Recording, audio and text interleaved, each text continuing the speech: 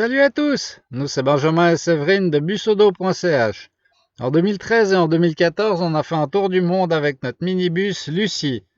Là, on est de retour en Amérique du Sud pour mieux découvrir cette partie du globe avec le même véhicule. On voyage avec nos deux chats, Cacahuète et Blacky, ainsi que notre Mitsubishi L300. Alors, pour suivre nos aventures, abonne-toi à notre chaîne YouTube.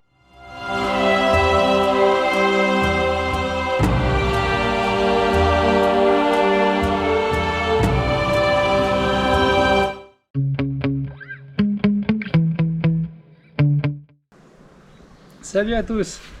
Alors aujourd'hui on va vous parler d'un élément essentiel pour un bon voyage, c'est notre cuisine, notre réchaud. On utilise un réchaud Coleman à 2 feux, ça se présente, c'est une valise très compacte qui fonctionne à l'essence. Ça a un énorme avantage par rapport au gaz, c'est que de l'essence on en trouve absolument partout sur la planète. Il n'y a pas de modèle différent de bonbonne comme avec le gaz où il faut des adaptateurs, où on a rencontré beaucoup de voyageurs qui avaient des problèmes pour simplement re-remplir une bonbonne. Et on a un petit aide ce matin pour notre vidéo de présentation du réchaud. Donc voilà, ça se présente comme ça. La valise s'ouvre, se déplie simplement. On a un petit réservoir d'essence avec une pompe sur le côté qui se dévisse. On appuie, on bouche un petit trou qui est sur le côté. Il suffit de pomper quelques fois, le mettre en place.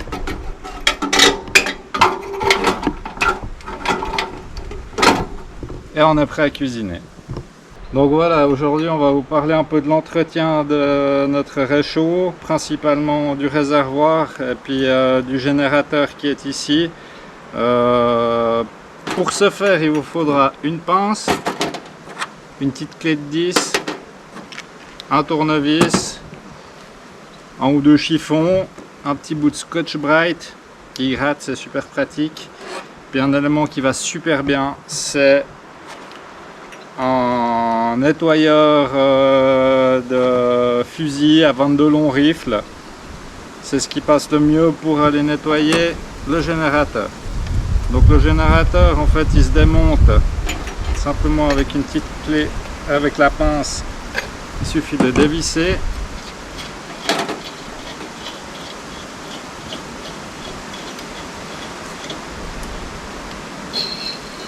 Voilà.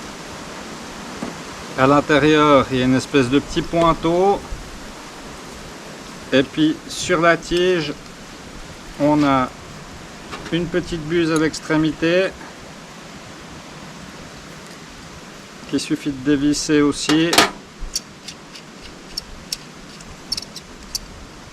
Et à l'intérieur, on retrouve un petit ressort. Voilà. Qui est un peu plus resserré sur la partie qui vient à l'avant. Donc pour le nettoyage, bon bah déjà un petit coup sur le ressort pour bien le nettoyer. On voit qu'il y a ici, je sais pas si on voit bien, il est tout encrassé. Donc on va déjà le nettoyer un bon coup.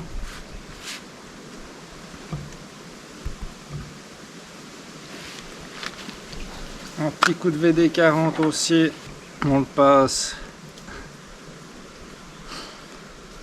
dans le chiffon en le tournant, au Scotch-Brite, toujours pour bien décrasser.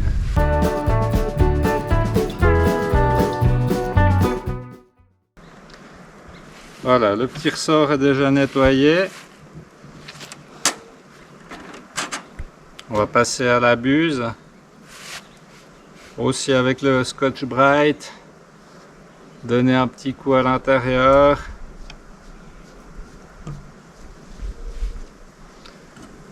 Aussi un petit peu de VD40. Ça aide à bien décrasser. Et puis encore un petit coup sur le petit pointeau. Et là, bien le nettoyer. Bien le frotter. De manière à ce qu'il redevienne sa couleur d'origine. Là, on voit il y a plein de dépôts noirs dessus qui sont juste des dépôts de carbone, d'essence brûlée.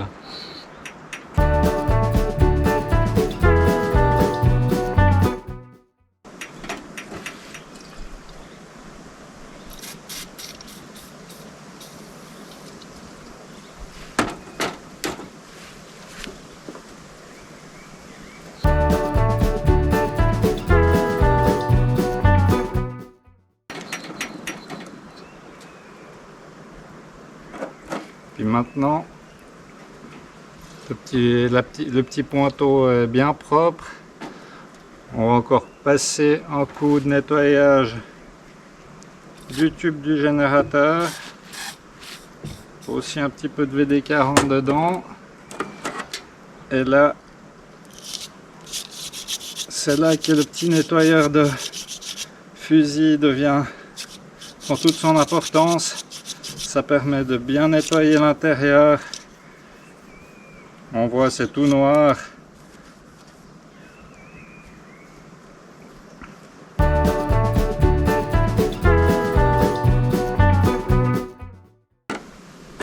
Donc voilà pour le nettoyage du générateur.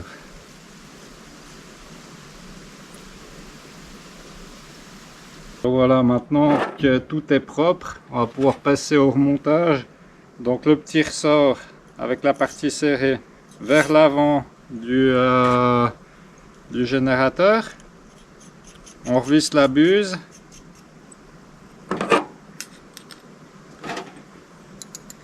Un petit coup de clé pour s'assurer qu'elle ne bouge pas. Bien l'enfiler en faisant attention à la pointe du pointeau. On resserre à la main. Un petit coup de pince pour resserrer. Et on est prêt. Alors ensuite, à l'intérieur, on a les deux feux ici. Donc un petit tournevis.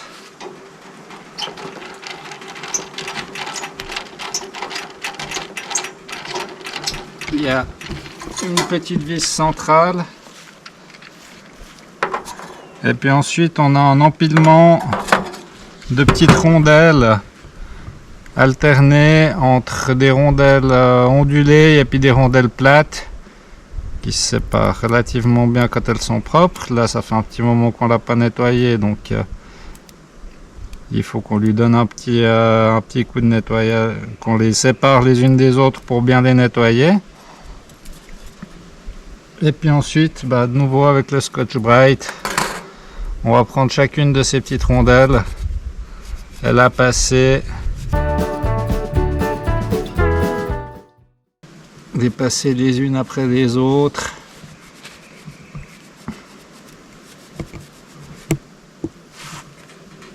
N'hésitez non plus avec un petit chiffon, un petit coup de WD-40.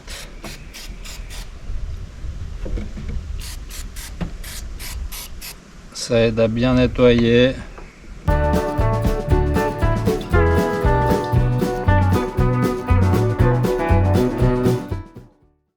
Voilà, les rondelles plates, il n'y a qu'à les tourner dans le Scotch-Brite. Celles qui sont ondulées, les passer de l'intérieur vers l'extérieur en frottant bien des deux côtés. À tour de rôle, passer chacune des petites rondelles.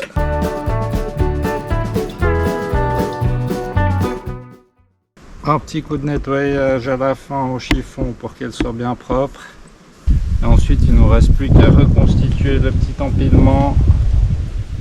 Donc en alternant une rondelle ondulée, une rondelle plate.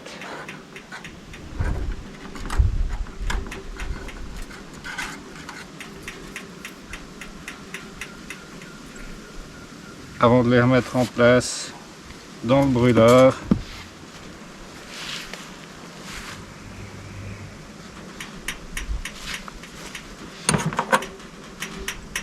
Encore un petit nettoyage sur la plaque qui revient dessus.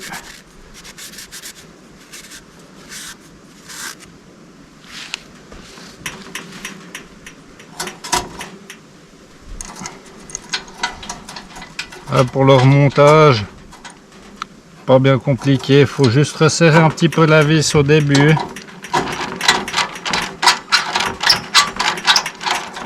Et puis après bien aligner les rondelles, comme ça on est sûr qu'il n'y a rien qui bouge, que tout le monde est bien en place.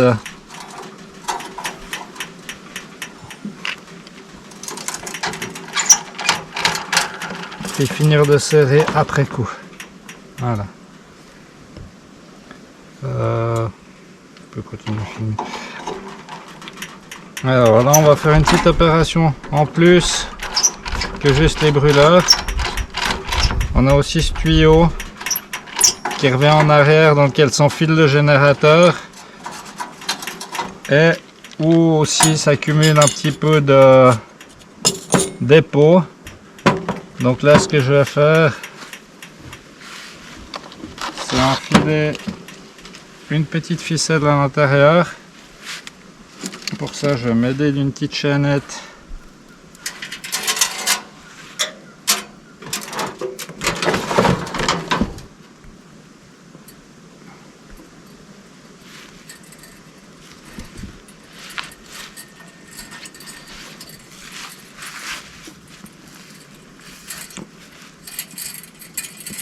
Pour aller bien à l'intérieur, la petite chaînette ayant un peu de poids. Voilà.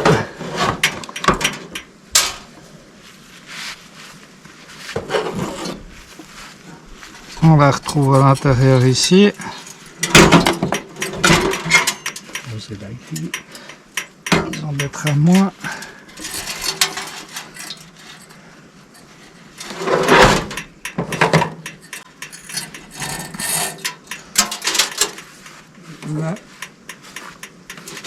La chaînette, je l'utilise juste pour passer à l'intérieur du tube. J'attache dessus une petite ficelle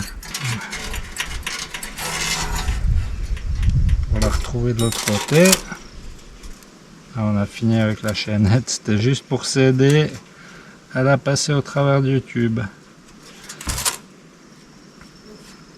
Et puis là, un petit bout de chiffon.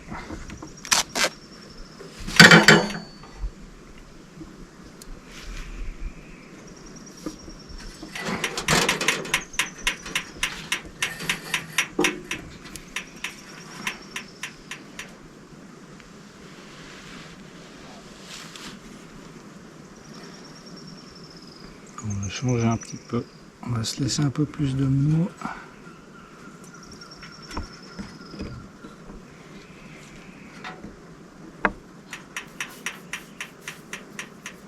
Deux petits chiffons.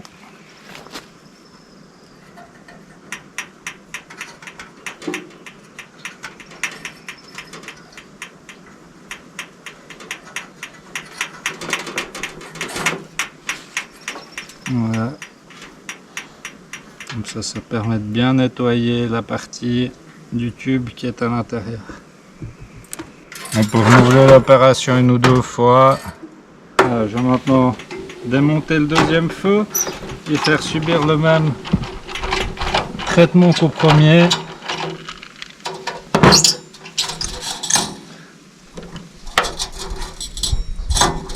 Si les petites rondelles sont trop collées entre elles, ce qui peut arriver si vous ne l'avez pas nettoyé depuis un moment, simplement avec un petit couteau,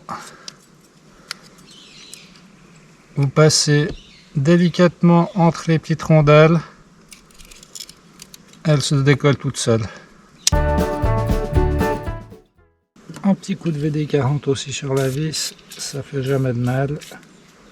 Et on peut refaire le même alignement avec nos petites rondelles.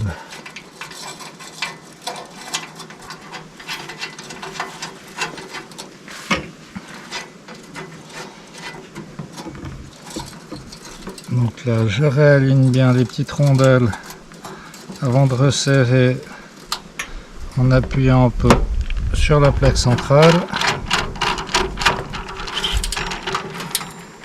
Et le tout à jouer. Voilà au niveau de l'entretien des brûleurs.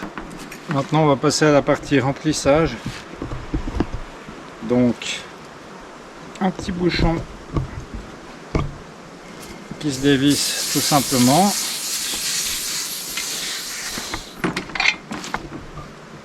Le réchaud est fourni d'origine avec un petit entonnoir qui a un petit filtre au fond pour éviter qu'il y ait trop d'impuretés qui tombent dedans. Un élément qui nous aide pas mal, c'est du nettoyeur d'injecteur pour essence. Donc à chaque remplissage, on en met un petit fond de bouchon à l'intérieur du réservoir.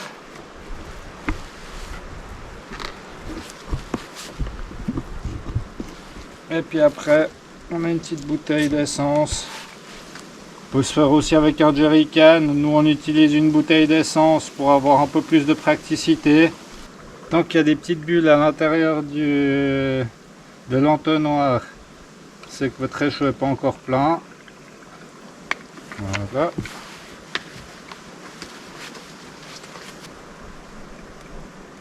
On peut basculer un petit peu le réservoir pour que l'essence y rentre.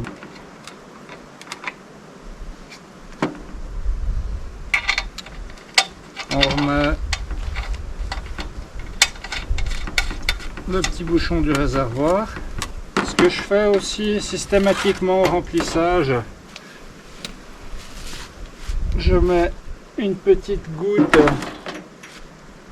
d'huile moteur sur la pompe. Donc là, elle est par praticité dans une petite bouteille toute simple.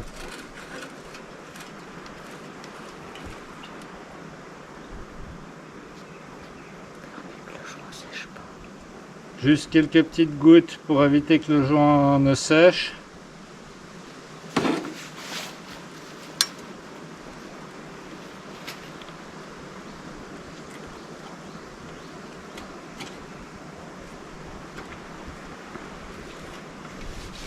Un petit coup de chiffon pour être sûr qu'on n'en a pas partout.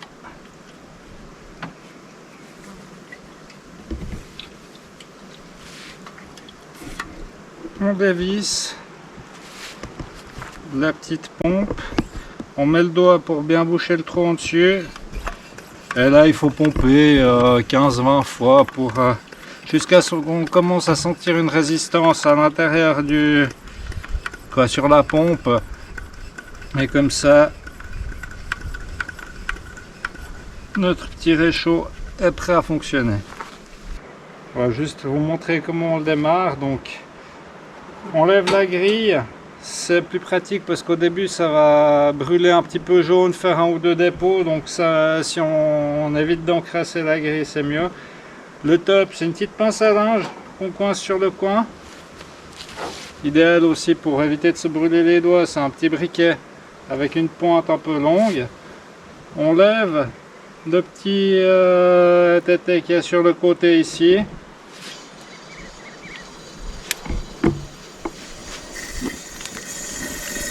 Voilà, donc au début ça brûle un petit peu jaune, c'est normal.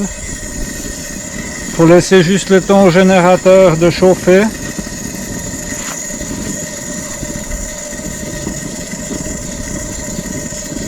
Et au bout d'une trentaine de secondes, voilà, on passe à une flamme bleue comme avec du gaz. Et à ce moment-là, on peut baisser la petite vanne sur le côté. Et là on voit notre petit réchaud tourne bien. On est prêt à cuisiner, à se faire à manger. On va vous parler aussi d'un autre petit accessoire super compact qu'on a avec notre réchaud. C'est un four en fait, qui est pliable. Donc il n'y a qu'à l'ouvrir pour le déplier. Alors il se passe sur le bas avec cette petite tirette et sur le haut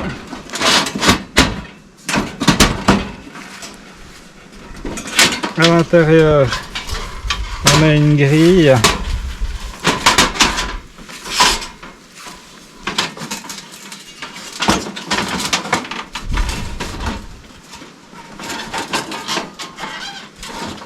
le montage du fond est des fois un petit peu fastidieux mais